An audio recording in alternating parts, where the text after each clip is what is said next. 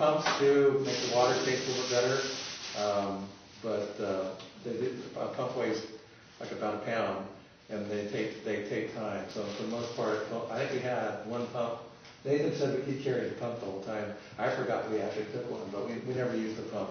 We always used the fills and the divvy fee at the commissary.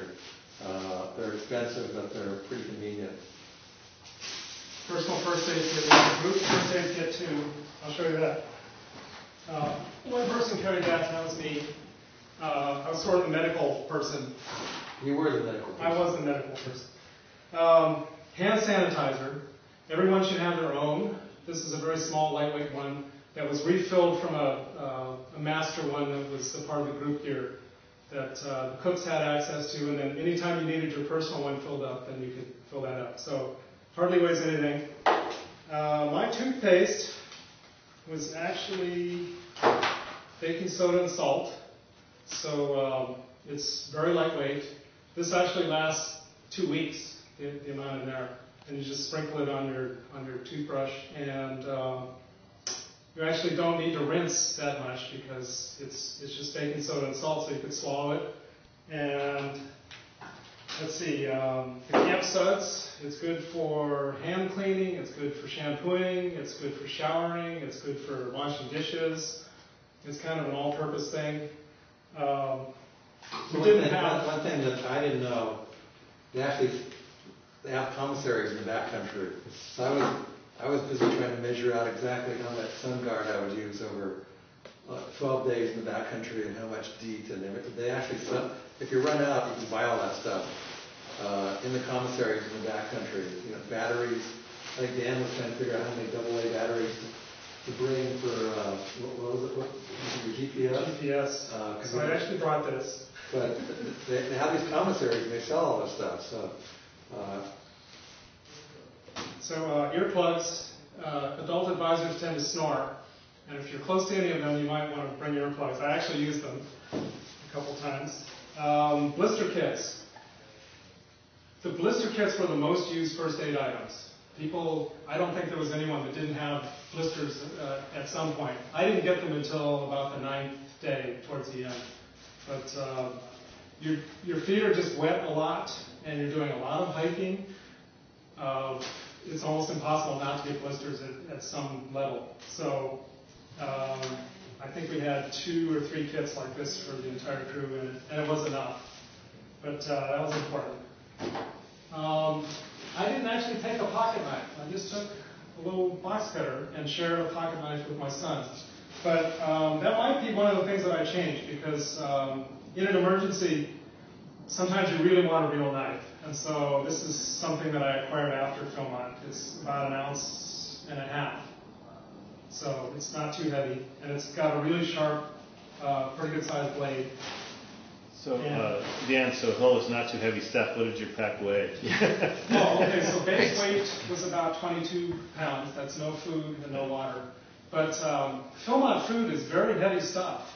The dinners are dehydrated, but everything else is pretty much off the shelf out of a grocery store. The Gatorade mixes are single serving things. Crackers came in a big roll, like Ritz crackers or saltine crackers. And so you can actually order Philmont food on your practice hikes and get used to eating it and get your crew used to cooking with it. And we did that for one of our practice hikes. One of our practice hikes, we ate Philmont food, yeah. So this is the water purification tablets that they recommend that Bruce just showed you.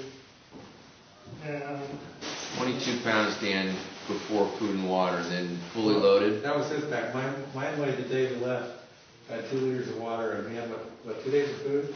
Yeah, they have a scale. My pack out weighed 22 pounds, and Dan weighed 18. Yeah. So they have a scale at the Welcome Center. Way so much. They have a scale at the Welcome Center. Something. If any of you need bifocals like I do, these are. We're on the stream side. There were guys there that had 60-pound packs. Crews were buying all their stuff in the trading center, the trading post. They're getting all their equipment there. And I don't know how and when they train, but they're buying packs and sleeping bags and boots in the training center, so. I should pass this book around. Just thumb through it. This has got a lot of the philosophy of, the idea is to go as light as you can, but still be safe and stay within budget. Because some of this lightweight stuff is pretty expensive. And so again, for the scouts, you probably don't want to go with the lightest stuff because they're going to be outgrowing it if it's clothes. They're a little bit harder on the stuff, and it gets pretty expensive. So yeah, we better switch over to Bruce now. So talk about pack. This is not a lightweight pack. I tried to convince Nathan to buy a lightweight pack. He went for comfort. Oh, there's still stuff in it. But this is, we just did Skyline with me, and this is what I hike with. Although I did put in all my rain gear. I didn't take my rain gear on Skyline, really, because it was rain. This is a Gregory, weighs like 5.5 pounds. But what Nathan liked about it was comfort, and it fit him really well. So the most important thing, I think, for both the adults and the scouts is the fit. And I recommend that you take the scout to REI when the regular employees are there. That means not on the weekend, but like between 9 and 5 on a weekday. Because you go on the weekend, especially in the summertime, you get the part-timers, and if it doesn't fit on a practice hike, take it back. I think Alan went through like 2 or 3 packs before he found one that fit. Clark Tella ended up with a pack like this. This is the Voltoro. It wasn't too expensive. I think I used the 20%. It wasn't on sale. I think I used my 20% off coupon. Clark Tella got one too, and they really liked it. It's like 5,000 cubic inches, which is unless you start going ultralight, it's probably like the minimum for the scouts. This is an Osprey Ether. This is the 60-liter one. This is basically my snow camping pack because I can carry a lot of stuff. Because when you go out in the winter, you carry more stuff, and I can also put crampons and snowshoes on the outside. Some of our crew actually use the bigger version. They have a 60-liter and a 75-liter version, just like 3.5 pounds, and it's really comfortable. It's got this nice rippled effect, so you get some airflow behind your back. When you have these frameless packs like Dan and I are using, there is no airflow across your back. This is also Osprey. This is the Atmos, and they make this is the 50-liter one. They also make a bigger one. I think